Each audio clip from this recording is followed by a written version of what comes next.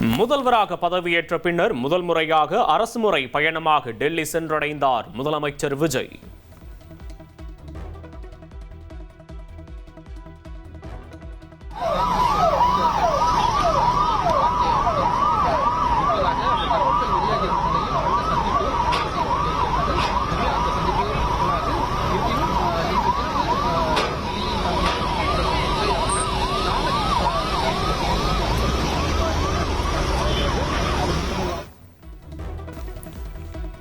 டெல்லியில் உள்ள தமிழ்நாடு இல்லத்திற்கு சென்ற முதலமைச்சர் விஜயை அதிகாரிகள் பூங்கொத்து கொடுத்து வரவேற்றனர்.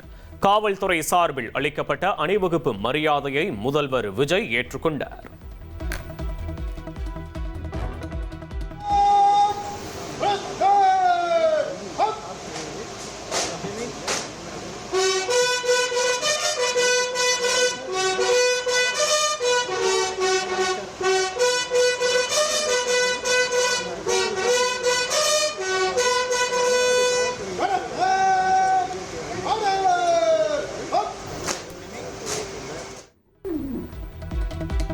அரசுமுறை பயணமாக டெல்லி சென்றுள்ள முதலமைச்சர் விஜய் இன்று மாலை 4:30 மணிக்கு பிரதமர் மோடியை சந்தித்து பேசுகிறார். மேகதாது விவகாரம், நீட் தேர்வு, PM ஸ்ரீ திட்டம், சென்னை மெட்ரோவுக்கான நிதி உள்ளிட்ட விவகாரங்கள் குறித்து பிரதமர் மோடியிடம் முதல்வர் விஜய் ஆலோசிக்க உள்ளதாக கூறப்படுகிறது.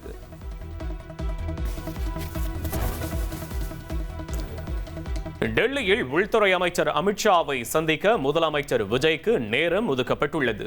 நிதித்துறை அமைச்சர் நிர்மலா சீதாராமனை முதலமைச்சர் விஜய் சந்தித்து பேசுகிறார்.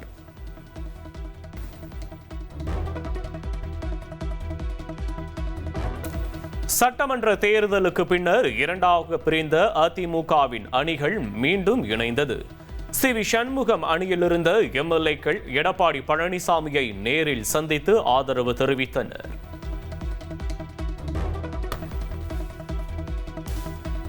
மீண்டும் ஓரணியாக இணைந்த அதிமுகவினர் கூட்டாக சென்று சபாநாயகரை சந்தித்தனர். கட்சி தாவல் தடை சட்டத்தின் கீழ் நடவடிக்கை எடுக்க கோரி வழங்கிய கடிதங்களை இரு தரப்பினரும் திரும்ப பெற்றனர்.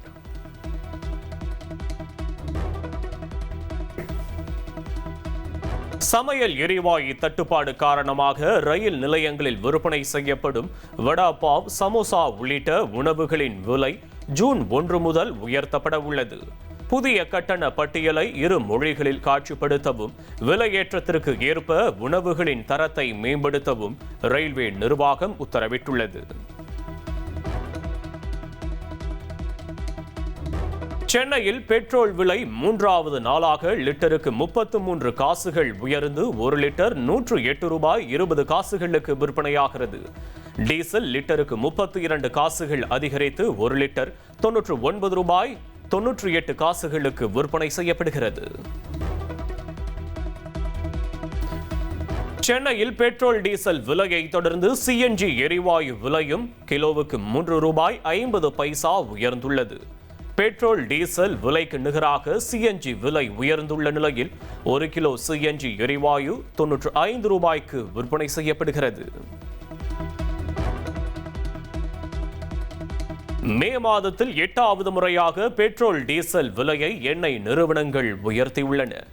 ஒரே மாதத்தில் பெட்ரோல் விலை லிட்டருக்கு 7 ரூபாய் 61 காசுகளும், டீசல் விலை லிட்டருக்கு 7 ரூபாய் 77 காசுகளும் உயர்ந்துள்ளது. நாமக்கல், திருப்பூரில் 2வது நாளாக டாஸ்மாக் கடைகளை அடைத்து ஊழியர்கள் போராட்டம். நாமக்கலில் 159 கடைகளும், திருப்பூரில் 197 கடைகளும் அடைக்கப்பட்டுள்ளதால் அரசுக்கு பல கோடி ரூபாய் வருவாய் இழப்பு ஏற்பட்டுள்ளதாக தகவல்.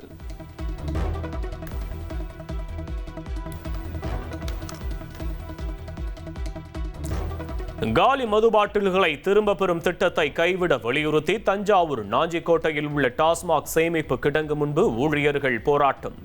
கோரிக்கைகளுக்கு உரிய நடவடிக்கை எடுக்கும் வரை மாவட்டம் முழுவதும் கடைகளை திறக்கப் போவதில்லை என ஊழியர்கள் திட்டவட்டமாக அறிவித்துள்ளனர். உலக பட்டினி தினத்தை முன்னிட்டு நாளை தமிழகம் முழுவதும் உள்ள ஏழை எளிய மக்களுக்கு உணவு வழங்கிட கட்சி நிர்வாகிகளுக்கு முதலமைச்சர் விஜய் அறிவுறுத்தியுள்ளார்.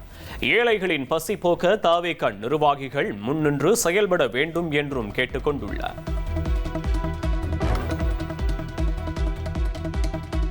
முதலமைச்சர் விஜய் விரைவில் திருச்சி கிழக்கு தொகுதிக்கு செல்ல உள்ளதாக தவேக நிர்வாகி குபா கிருஷ்ணன் தெரிவித்துள்ளார்.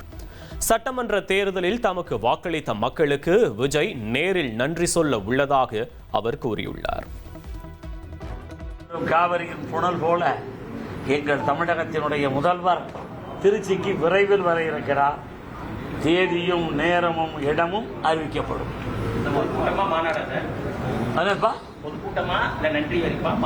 அல்ல, அவரை வாக்களித்து வெற்றி பெற செய்த திருச்சி கிழக்கு மக்களுக்கு நன்றி சொல்ல வருகிறார். வாணியம்பாடியில் இந்திய யூனியன் முஸ்லீம் லீக் புதிய எம்எல்ஏ அலுவலக திறப்பு விழாவில் திமுகவினர் பங்கேற்கவில்லை. தவேக அமைச்சரவையில் ஐயுஎம்எல் இடம்பெற்ற நிலையில் ஐயுஎம்எல் நிகழ்ச்சியை திமுகவினர் புறக்கணித்துள்ளனர்.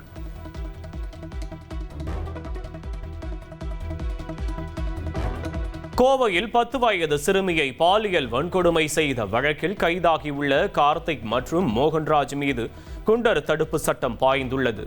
கோவை மாவட்ட ஆட்சியரின் உத்தரவின் பேரில் இருவரையும் ஓராண்டு சிறையில் அடைப்பதற்கான ஆணை நகலை சூலூர் போலீசார் சிறை அதிகாரிகளிடம் வழங்கினர்.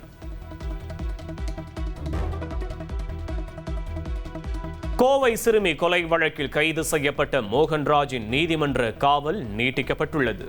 ஜூன் 5ஆம் தேதி வரை நீதிமன்ற காவலில் வைக்க போக்சோ நீதிமன்றம் உத்தரவிட்டுள்ளது.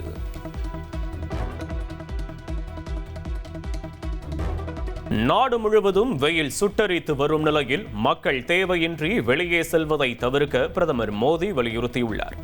கடுமையான வெப்பத்திலிருந்து பறவைகள், விலங்குகளை காக்க வீடுகள் மற்றும் கடைகளுக்கு வெளியே தண்ணீர் வைக்குமாறும் மக்களுக்கு வேண்டுகோள் விடுத்துள்ளார்.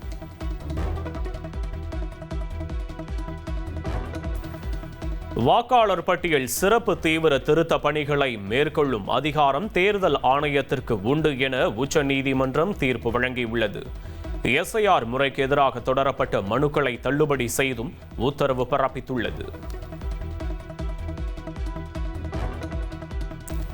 திருப்பத்தூர் தவேக எம்எல்ஏ வெற்றிக்கு எதிராக முன்னாள் அமைச்சர் பெரிய கருப்பன் தொடர்ந்த வழக்கை விரைந்து விசாரிக்க உச்சநீதிமன்றம் மறுத்துள்ளது. வழக்கு ஜூலை மாதத்தில் விசாரிக்கப்படும் என்றும் தெரிவிக்கப்பட்டுள்ளது. உகாண்டாவிலிருந்து பெங்களூருவுக்கு வந்தவரை எபோலா அச்சம் காரணமாக தனிமைப்படுத்தி கண்காணிப்பு. விமானத்தில் வந்தவருக்கு உடல் வலி இருப்பதாக கூறிய நிலையில் பரிசோதனைக்கு பின்னர் வைரஸ் பாதிப்பு இல்லை என்பது உறுதியானது.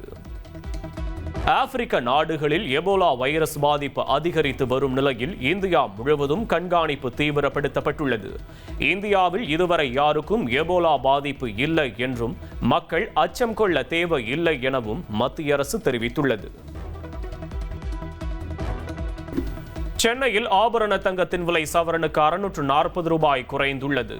1 கிராம் 14,650 ரூபாய்க்கும், 1 சவரன் தங்கம் 1,17,200 ரூபாய்க்கும் விற்பனை செய்யப்படுகிறது.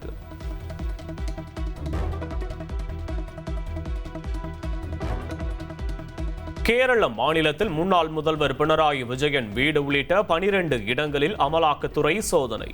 கனிமவள முறைகேடு தொடர்பாக பினராயி விஜயனின் மருமகன் வீட்டிலும் சோதனை.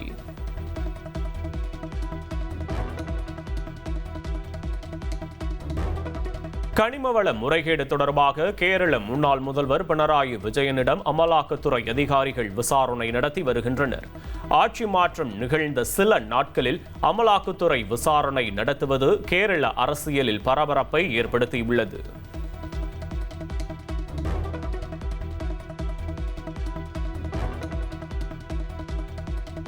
பினராயி விஜயன் வீட்டில் அமலாக்கத்துறை சோதனை நடத்துவதற்கு மார்க்சிஸ்ட் கம்யூனிஸ்ட் கட்சி கடும் கண்டனம் தெரிவித்துள்ளது. எதிர்க்கட்சி தலைவர்களை குறிவைத்து தாக்கும் பாஜக அரசின் நடவடிக்கைக்கு கேரளத்தை ஆளும் காங்கிரஸ் கூட்டணியும் உடந்தையா என்றும் மார்க்சிஸ்ட் கட்சி கேள்வி எழுப்பியுள்ளது.